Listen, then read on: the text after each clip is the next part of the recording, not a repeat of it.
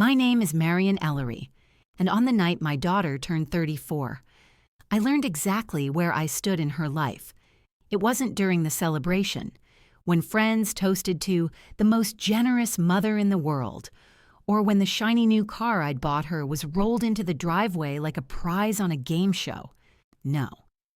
The truth came later, after the laughter faded, after the music sputtered out, after the last guest waved goodbye under the twinkle lights strung across Lena's backyard. I was carrying a trash bag toward the side gate, shoes sinking slightly into the damp grass, when I heard the soft chirp of a car unlocking. For a moment, I felt warm. I thought Lena had decided to take her first real look at her birthday gift, maybe even wait for me so we could take a short ride together like we used to when she first learned to drive. But when I rounded the hedge, the warmth froze. Veronica, my daughter's mother-in-law, was sitting in the driver's seat. Not touching, not admiring, but settling in, one hand on the wheel, the other testing the buttons on the dash like she had every right. Adam leaned in from the passenger side door, pointing things out, explaining features I had paid for. Lena stood a few feet away with her arms folded tightly across her chest, smiling but only with her mouth, not her eyes. No one expected me to be there. I could tell by the way Veronica's fingers halted mid-tap and the way Adam straightened, clearing his throat as if practicing a lie. Lena looked down at her shoes, and my heart broke in a quiet, almost polite way, like it had been waiting for this moment. I didn't say anything.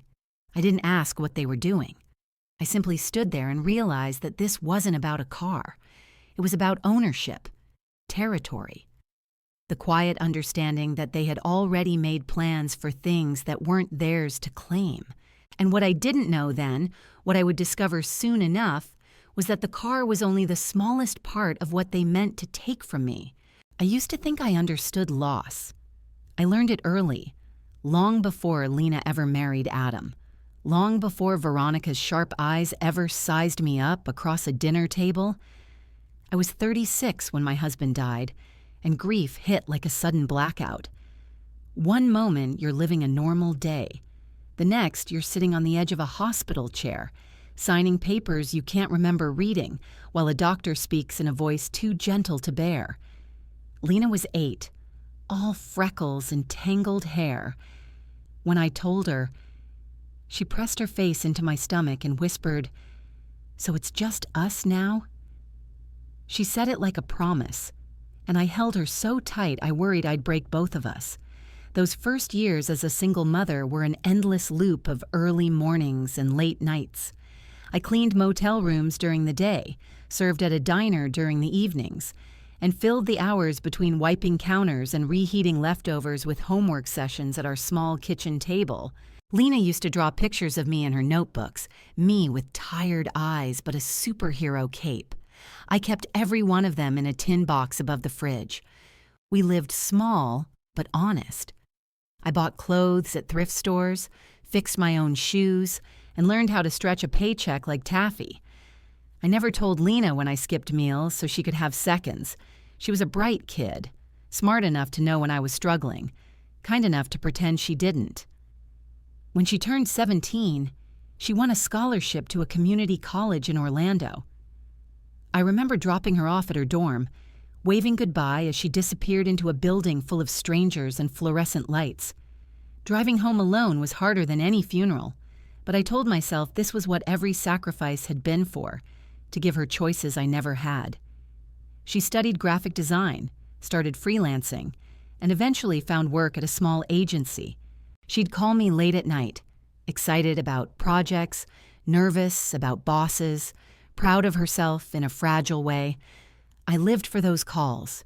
They made the long years fade, made me believe we were entering a softer chapter. I first heard about Adam during one of those calls. She described him in that glowing way young women do when they want their mothers to approve before they even ask. He worked in home security systems. He was ambitious. He made her laugh. I tried to picture him and only hoped he would love her the way I did, quietly, steadily, without conditions. The first time I met him was a small barbecue at my house. I grilled chicken and made my husband's old recipe for potato salad. Adam arrived with a firm handshake and an easy grin. He complimented my cooking so much it almost felt rehearsed, but Lena's smile was genuine, so I gave him every benefit of the doubt. When Veronica showed up later in the evening, late and unapologetic, I learned the source of Adam's polished charm. She swept into my backyard as if she'd been invited to judge it, not enjoy it. She commented on the plastic lawn chairs, on the heat, on the amount of salt in the food. But she kissed Lena's cheek and wrapped an arm around her like a politician posing for photos. I tried not to mind. I told myself some people simply had sharp edges. But the thing about sharp edges is, they cut you long before you realize you're bleeding. The night they announced their engagement, I hugged them both, hiding the ache of knowing my daughter's life was no longer orbiting around mine. They married in my backyard because it saved them money, though Veronica complained the whole time about how a ballroom would have been more appropriate. Still, I paid most of the expenses. Not because I had extra, because I loved my daughter. If I had known what that generosity would cost me later, I'm not sure I would have slept as peacefully that night. And yet, even then, something in Lena's eyes, something tired, something cautious, told me our story wasn't done shifting. It was only beginning to tilt. Lena and Adam moved into a modest apartment on the east side of Orlando. I helped them carry boxes up the narrow stairs, my knees complaining with every trip, but my heart full. They were building something new. I wanted to be part of it, even if only through small acts, assembling a bookshelf, cooking them their first meal in the new place, handing my daughter a roll of paper towels like she still lived under my roof. But small acts have a way of becoming expectations when you're a mother, especially a mother who has trouble saying no. The shift began gently. A text here, a call there, Lena asking if I could spot her $200 for a tire replacement, Adam asking if I could help them just until payday, Lena apologizing, voice tight and embarrassed, Adam thanking me with that same polished charm. The first time, I didn't think twice. The second time, I felt a pinch in my chest. The third time, the pinch turned into a knot. Still, I told myself they were young and learning, still figuring out how to juggle bills and emergencies. I reminded myself how overwhelming marriage could be at the start, especially when money was tight. But month after month, the requests kept coming, and I slowly understood the truth. I wasn't helping them through a rough patch. I was becoming part of their budget. The turning point came at a birthday dinner Veronica organized for herself. She'd booked a table at an upscale restaurant downtown, the kind where the waiters speak softly and the menus don't list prices. I only went to be supportive. Lena had sounded nervous when she invited me, and I didn't want to add pressure. When I arrived, Veronica greeted me with a smile so wide it nearly touched her ears. "Marian, darling, I took the liberty of ordering already. You don't mind, do you? I know you're not used to this sort of place." Her tone hit me like a slap disguised as a compliment. Lena shot me an apologetic look, but she stayed quiet, and that hurt more than the words. The food was good, too good, really. Perfectly seasoned, perfectly plated, perfectly expensive. The bill arrived tucked inside a leather folder. I noticed Veronica didn't touch it. Neither did Adam. It sat between us like a small, shiny dare. After a moment too long, Veronica glanced at me with an airy, dismissive wave. "Oh, Marian, dear, would you get that? You've always been so generous." Lena looked horrified. Adam pretended to adjust his watch. I paid. On the drive home, I gripped the steering wheel so tightly my fingers tingled. I told myself it was just a meal. I told myself I could afford it, even though the number on the receipt made my stomach twist. But deep down, something familiar stirred, an old ache from the years when I struggled alone, when every penny mattered. And now, here I was again. Except this time the people emptying my pockets were not strangers. They were family.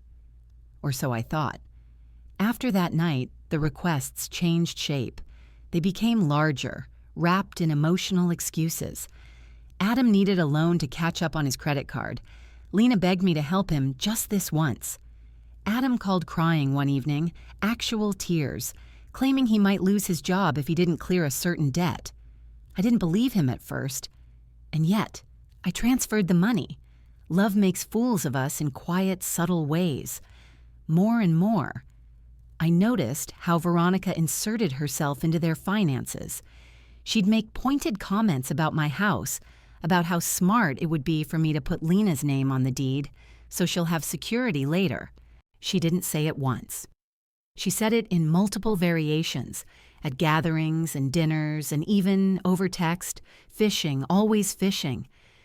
I usually responded with polite deflection, but every time she mentioned my house, something inside me curled defensively, like a small animal sensing a predator. One Saturday morning, I stopped by Lena's place with a pot of chicken stew. She'd sounded exhausted on the phone the night before. When I knocked, she opened the door in pajama pants and tired eyes. I hugged her and stepped inside. And that was when I caught the tail end of a conversation, Adam's voice rising sharply from the living room.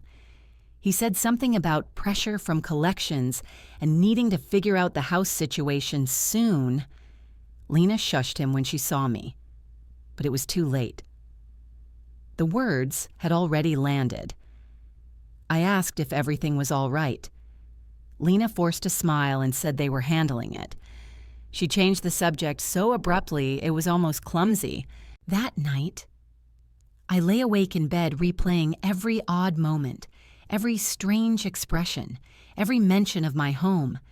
For the first time in years, I felt something sour blend with my love for my daughter, fear, not of her, but of what she was becoming under the weight of Adam's desperation and Veronica's influence. Still, I told myself families go through rough seasons. Still, I believed the daughter I raised couldn't possibly turn on me. But seasons change, and not always for the better. The cracks were showing, and soon they would split wide open. The cracks widened faster than I expected. A few weeks after that uneasy morning at Lena's apartment, she called asking if we could have lunch together. Her voice trembled in a way I hadn't heard since she was a teenager, bracing for a difficult confession. I agreed immediately, hoping she finally wanted to talk honestly about what was happening. We met at a quiet cafe near Lake Eola, the kind with chipped mugs and windows fogged by the Florida humidity. Lena arrived late, shoulders hunched, eyes tired. She hugged me, but her arms felt stiff, as if something inside her was pulling back.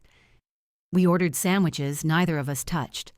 She stirred her iced tea, letting the ice clink against the glass, before finally saying she and Adam were under a lot of pressure, and that Veronica had been giving them advice. The moment she said Veronica's name, my stomach tightened. I kept my face calm, letting her talk. She said Adam's job had been unstable. The company reorganized, cutting commissions nearly in half. Bills were piling up. He'd tried picking up side work, but nothing was sticking. Veronica believed the best long-term solution was to consolidate family resources, and that included planning for my home. Those words, my home, hung in the air like smoke. I asked what she meant by planning. Lena looked away and mumbled something about adding her name to the deed. So things are easier later. She didn't say the word inheritance, but it hovered between us anyway. I didn't react. I didn't shout, didn't accuse. I simply said I needed time to think. And Lena looked almost relieved, as if she'd feared I would refuse immediately. That tiny flash of relief hurt more than anything. On the drive home, my mind reeled. I'd always imagined my home as a place Lena would eventually inherit, of course, but naturally, not forcibly, not as a solution to someone else's debt, and certainly not as a maneuver orchestrated by Veronica. I needed clarity. I needed perspective from someone not tangled in guilt and love the way I was. So I called Joan. Joan and I had worked together at the motel years ago. She was the kind of friend who listened without judgment and spoke truth even when it stung. We met on my porch that afternoon, glasses of sweet tea sweating in the heat, cicadas buzzing like static in the background. I told her everything, every request for money, every strange remark from Veronica, every moment that had twisted my intuition into knots. Joan listened silently, nodding, eyes narrowing at the parts involving Veronica. When I finished, she leaned back and sighed. "Marion, this is more than a rough patch. This is a pattern, a dangerous one." I tried to defend Lena, saying she was just stressed, confused, influenced by Adam's struggles. Joan shook her head gently. Stress doesn't justify manipulation. And adding her name to your deed, that's not confusion, that's a plan. Her words landed heavily. I knew they were true because some part of me had already suspected the same thing. Joan encouraged me to speak with someone who could explain the legal risks before anything moved further. She had a cousin, a reputable estate attorney who might help. I resisted at first. I didn't want to escalate things, didn't want Lena to think I was turning against her, but Joan insisted that protecting myself wasn't betrayal. It's clarity, she said, and clarity isn't a crime. The next week, I met with the attorney, Mr. Patel. His office was small but tidy, with law books lined up like soldiers behind his desk. I told him my situation, embarrassed by how naive I sounded even to my own ears. He listened carefully, asked precise questions, and took notes. When I finished, he folded his hands and explained, calmly but firmly, that what Lena proposed could shift legal control of my home in ways that would make it difficult for me to reverse. If anything happened to me, an illness, a fall, even temporary disability, shared ownership could give Lena or her husband access to decisions about my property or finances. Hearing it phrased plainly made my chest tighten. Mr. Patel never accused Lena of malicious intent. He didn't need to. The vulnerabilities were obvious. He urged me to secure my accounts, update my will, and avoid signing anything without legal review. His final words stayed with me. Love does not require surrendering your safety. When I left his office, I felt a strange mixture of grief and resolve. The truth was no longer floating at the edges of my awareness. It was in front of me, unmistakable. I went home and spent that night reviewing old bank statements, emails, and every text Lena had sent asking for help.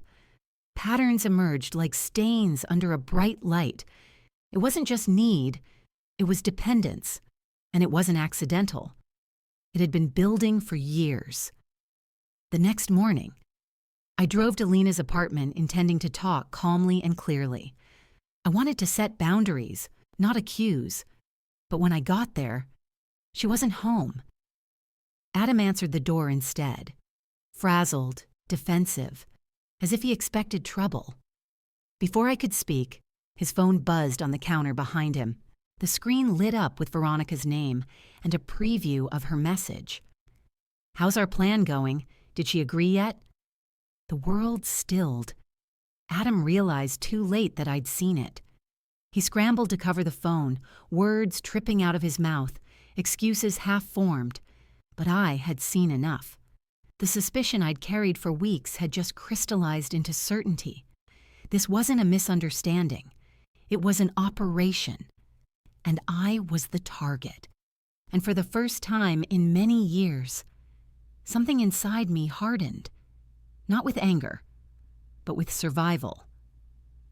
I drove home that day with my hands shaking on the steering wheel, not from fear, but from something sharper. Something that felt like betrayal wrapped in ice. The message on Adam's phone replayed in my mind until the words lost shape and became nothing but a pulse of warning. Their plan.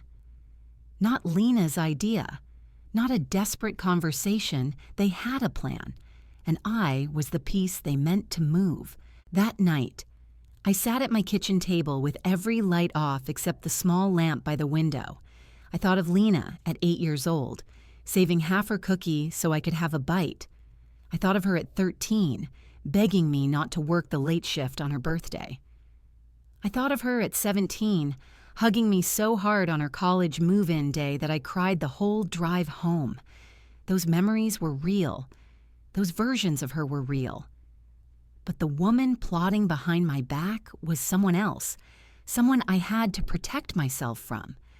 So I did something I never thought I'd do. I called Rick Owens, the investigator Joan recommended weeks earlier, but I'd been too ashamed to contact. Rick had the calm, clipped voice of a former cop, steady and matter-of-fact. When I told him what I'd seen on Adam's phone, he didn't sound surprised. He asked for dates, amounts of money, names, and any patterns I'd noticed. Within 10 minutes, he already understood the shape of the problem. Elder financial abuse wasn't new to him. He'd seen versions of it too many times. Over the next few weeks, Rick gathered information quietly, carefully. He confirmed Adam's financial troubles were worse than Lena had admitted. Veronica had a history too, a lawsuit years back over mishandling her own mother's funds. Nothing criminal stuck, but the pattern was there. Rick also advised me on recording conversations legally, and with his guidance, I captured more than enough. Adam pressuring Lena, Veronica urging her to be firm, Lena whispering that she felt guilty but didn't see another option. Each recording hurt like a fresh bruise, but each one also carved out the truth. I wasn't imagining this. I wasn't overreacting. They were preparing to corner me. When Lena's birthday approached, I made a decision. If they wanted proof of ownership, proof of control, then I would let them reveal their intentions in front of people who mattered to them. The party at her house wasn't my idea. It was Veronica's suggestion, dressed up as generosity, but really another opportunity to flaunt the image of a united family. I offered to pay for the catering, the decor, even the cake. They accepted without hesitation. And the car. That was my final test. I bought it fully in my name, exactly as Mr. Patel advised. I wanted to see how quickly they'd claim it, how boldly, how publicly. On the night of the party, everything played out faster than I expected. Adam took the keys from Lena's hand before she could even thank me. Veronica slid behind the wheel with the ease of someone slipping into her own clothes, and Lena watched. Just watched. That was the part that sliced deepest, but that scene wasn't my ending. It was only the match. When everyone drifted back into the yard, plates full of barbecue and cake crumbs, I connected my phone to the speakers. My voice carried across the lawn, steady and clear, announcing I wanted to say something to my daughter. Conversations faded. People turned. And then I pressed play. The recordings echoed through the yard like confessions dragged into the light. Veronica's commands, Adam's desperation, Lena's wavering agreement. Gasps rippled through the guests. Someone dropped a drink. Adam lunged toward the speaker, but Rick, standing quietly among the crowd as my +1, stepped forward just enough to stop him. When the last recording ended, I spoke.